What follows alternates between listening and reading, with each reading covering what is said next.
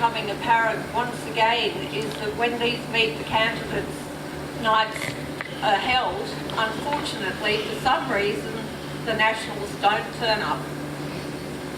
We've had this happen before, it's starting to happen again. There'll be more Meet the Candidates nights, and I suspect it's just going to continue to happen. They don't tell anyone whether they will or they won't turn up, and then they just don't turn up at the last minute. And how are people going to grill the national candidate if this continues to happen, which I suspect it will?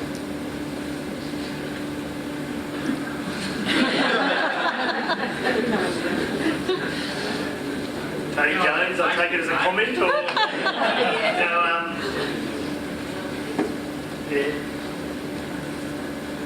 it really is the tolerance level of the collective that decides, so it's up to how much you're willing to take.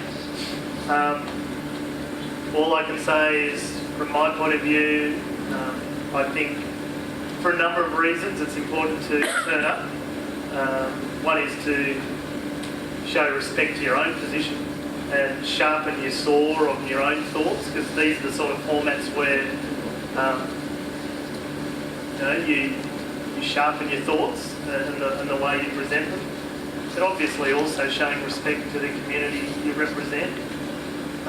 It is a worrying trend that will be the style of representation as a consequence of no-show. What that says is there's those that are in and those that are not. There's favourites and there's the non-favourites. That is no way to represent a community. You've got to... I look around this room and I think I've seen most of you in some other form, in some other group, and you wouldn't agree with everything I stand for, and within the various groups you're in, I probably personally wouldn't agree, well, I don't know, but don't know whether I agree with everything that the individual groups, but you've got to connect, you've got to have the conversation, and you've got to show respect to each other if you're going to achieve anything, let alone achieve anything locally, but also be able to advocate properly on the floor of the Parliament. So it is a worrying trend in that sense.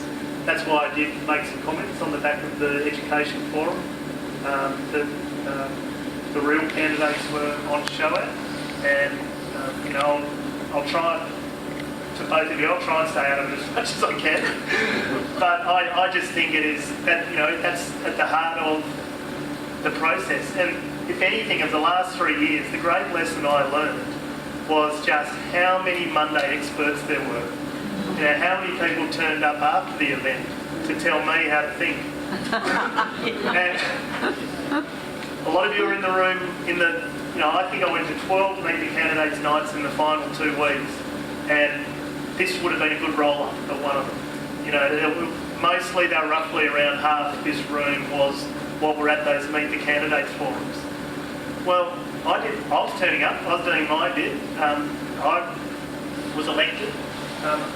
Frankly, how dare people after the event then try and buy in and pretend they know votes.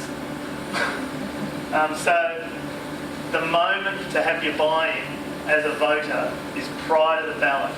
After that, it is up to the representative to represent, and we all have to cop what we get. So you can't be unhappy after the event if you didn't turn up before. And so it's not only the candidate, it's everyone in the community's got to engage. And whatever organisations you're involved with, get them to put some sort of forum on. And if that's the exercise to really make the point that there are some that are turning up and others that aren't, and that there's repeat offenders, if that's the risk they want to take at the ballot, well, it'll be an interesting exercise. This smacks of overconfidence, isn't it? Well, that's up to you as voters. My worry is the substance. My worry, at least these guys here, and I don't know whether you want to get them up afterwards, but at least they're willing to stand on their digs and talk the substance, rightly or wrongly, and that is what matters. Who are these guys? Well, Ian and Troy, who are both here. Ian, stand up. Ian, stand up. Troy, stand up. From Parliament's United. I'm very happy to be grilled. Well Last election was just my second running for federal election. I was very happy to turn up to the big hotel down there with the Port Macquarie Chamber of Commerce. And I mean, this is not an environment that's very friendly to Greens, but it's fine. I mean, I have no problem with business. They create wealth, so for David Gillespie not to turn up to a public education thing. And there was 2 coal seam gas events 2 weeks before in Wingham and Taree that he was a no-show as well. So, well, obviously your party aren't worried about what you're going to say when you're let loose by yourself. well, that's right. I wouldn't be in the party if I disagreed with what their policies and philosophy is. Yeah, exactly, but you've got people behind candidates in the bigger parties who want to control them. To let them loose in public is not necessarily a good thing from that point of view. But this is the moment for you. Do you accept that, or do you know, the fundamental skill you're looking for is someone who can stand up and advocate it. Yep. And not only advocate in a room like this, you know, you're all a little bit scary. But the first time you stand up on the floor of the Parliament, I defy anyone whose heart's not racing, because there is something intimidating about doing it. Every single word you say is recorded forever. That alone plays in your head. Before you worry about, oh, there's a fancy looking speaker who's going to pull you up if you do the wrong thing, and you've got to know all the standing orders, and you're in an adversarial environment where people are going to chip in and say anything if you get it wrong, and there's people in the grandstands all watching and nodding or shaking their head, and then there's all these scary journalists up there with their sharpening their pencils. You know, it is an environment that can intimidate. And if you send someone there who can't handle it, you're not going to get represented. Robert, was that a scary journalist in Port Macquarie? A scary journalist. I don't know. I don't know. Have we got a journalist as well? There's a few that fly into town every now and again, but normally they're trying to take me out.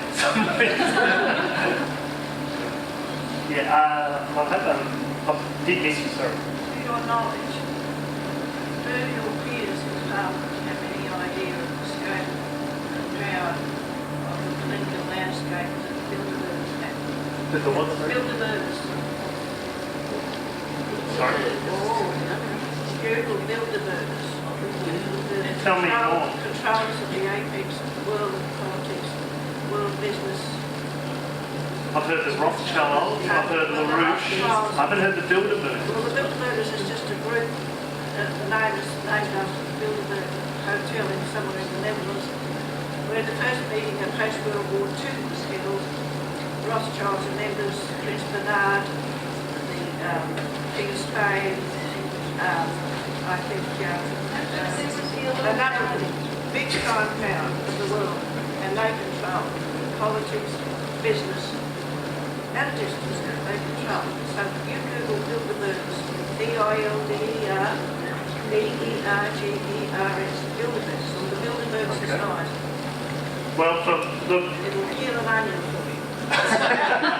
Okay. Would have been very easy for me to become very conspiratorial, and I don't say this is a conspiracy, but it would have been very easy for me because there's a number of different variations. There's a difference between that and awareness.